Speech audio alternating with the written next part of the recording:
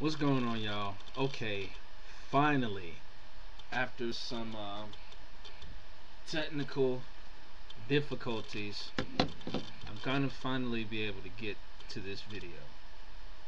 Okay, this is my UFC 144 prediction for the main event of the evening. It's gonna be Frankie the Answer Edgar. Hold on one second.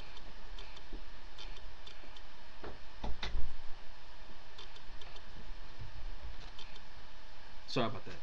Frankie the Answer Edgar going up against Ben Smooth Henderson, or these days, as I like to call him, Brutal Ben Henderson, because he's just been completely just mowing people down left and right with his newfound aggressive style. Now, this is going to be a matchup of two competitors that are polar opposites of each other. Ben Henderson has the size, the strength, and is well rounded, and Frankie Edgar has the speed and the well-roundedness, or is well-rounded, I should say.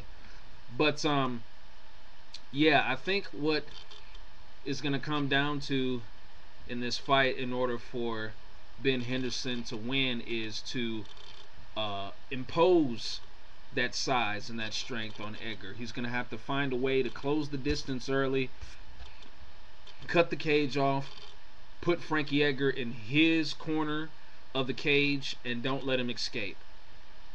And the way he can do that is to be aggressive first and foremost, and just come out and let his hands go while mixing it up with, kicks and elbows, and just try to keep Frankie Edgar guessing. But the main thing he wants to do is to take Frankie Edgar down. That will be the main objective for Ben Henderson in this fight, is to take Frankie Edgar down and to keep him there and try to submit him, or either ground and pound him. Bottom line, if he can do that, we're going to see a new lightweight champion. What Frankie Edgar has to do is he has to open up the distance, and he has to use that speed and that footwork with this boxing. And much like Ben Henderson, he has to keep Ben Henderson guessing, because Ben Henderson is obviously confident enough to know that even though he is bigger than Frankie Edgar, he still probably thinks he's as fast as Frankie Edgar, and still can cut the cage off and keep him in his corner. So Frankie Edgar is going to have to do a lot of feinting. He's going to have to get on the inside, use leg kicks, use combinations, probably go to the body a lot. We've seen Frankie Edgar go to the body. He's really good at doing that. And, himself, he's going to have to do a lot of feinting and, going for different things to set up a takedown as well. But if I had to guess who was going to do most of the wrestling, it was probably going to be Frankie Edgar. Frankie Edgar's probably wants to take Ben Henderson down and probably expose him on his back, because we really haven't seen Ben Henderson on his back too much. It's mostly been either opponents getting his back, or opponents trying to choke him out from a guillotine. And of course, Ben Henderson has been successful on all those occasions in escaping those submission attempts. So it'll be real interesting to see if Frankie Edgar can put Ben Henderson on his back and see how Ben Henderson fares there. Like I said, the striking is going to be even. I think that Ben Henderson has a lot more in the repertoire compared to Frankie Edgar. We don't really see Frankie Edgar throw too many kicks. I mean, we know he works with Phil Nurse on his Thai boxing, but Ben Henderson is a black belt in Taekwondo. A lot of people forget that, so he's used to having to execute kicks whenever he's striking against an opponent. So I think we might see Ben Henderson unleash all of the tools on his belt, so to speak, with the striking. So yeah, this is going to be a pretty evenly matched fight. But comparing Ben Henderson to Gray Maynard and BJ Penn, I think it's one thing that Ben Henderson possesses that BJ Penn and Gray Maynard don't, and that's Ben Henderson uses his well-rounded skills. I mean, he uses them in certain parts of the fight. He doesn't waste those well-rounded talents that he has as a fighter.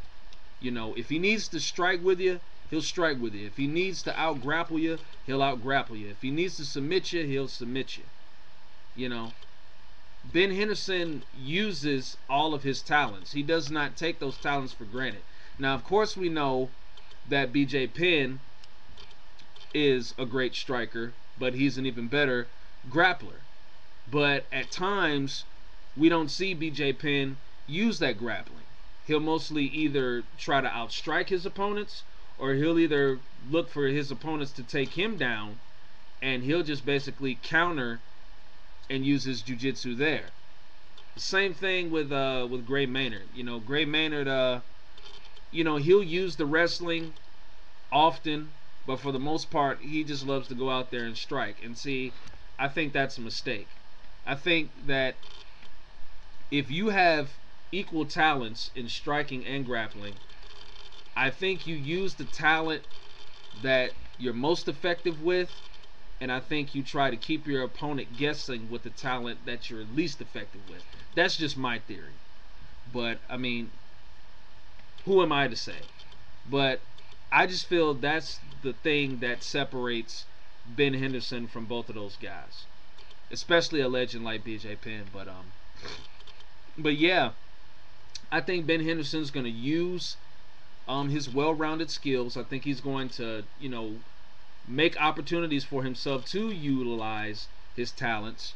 And you know, I could just see Ben Henderson not making the same mistakes that Gray did. I don't think Ben Henderson's going to get caught up in the emotion of the fight. I think he's going to fight smart, but he's going to fight aggressive at the same time.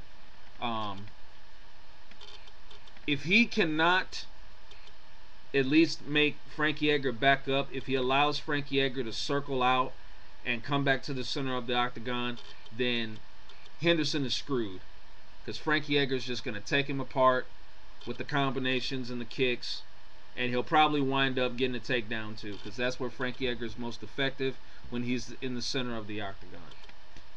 So if Ben Henderson closes the distance and keeps Frankie Edgar on his side of the octagon, he will no doubt win this fight, whether it's in the clinch, whether he takes him down, whatever.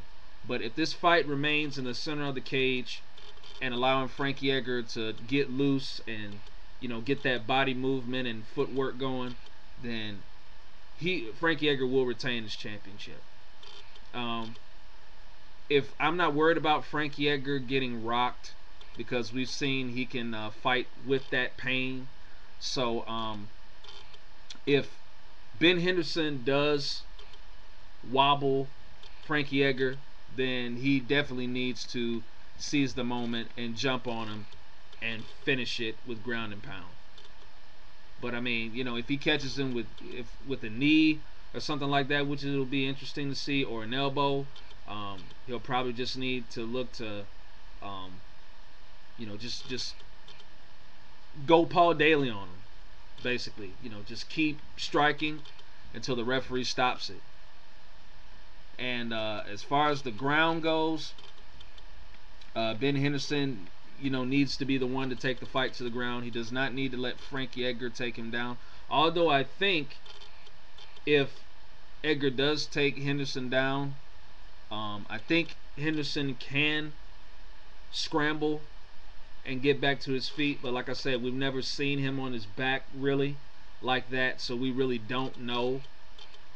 But I mean, if he does get on his back, you know, it'll be interesting to see that. But if Frankie Edgar takes Ben Henderson down, then Ben Henderson needs to find some way to either scramble or either, like I said, get Frankie Edgar's back and try to choke him out. That's the only way he's going to win the fight. But as far as I see it, I'm going to have to go with Ben Henderson here. I mean, I know after those 2 BJ Penn fights and that Gray Maynard fight, I probably should be picking Edgar here. But I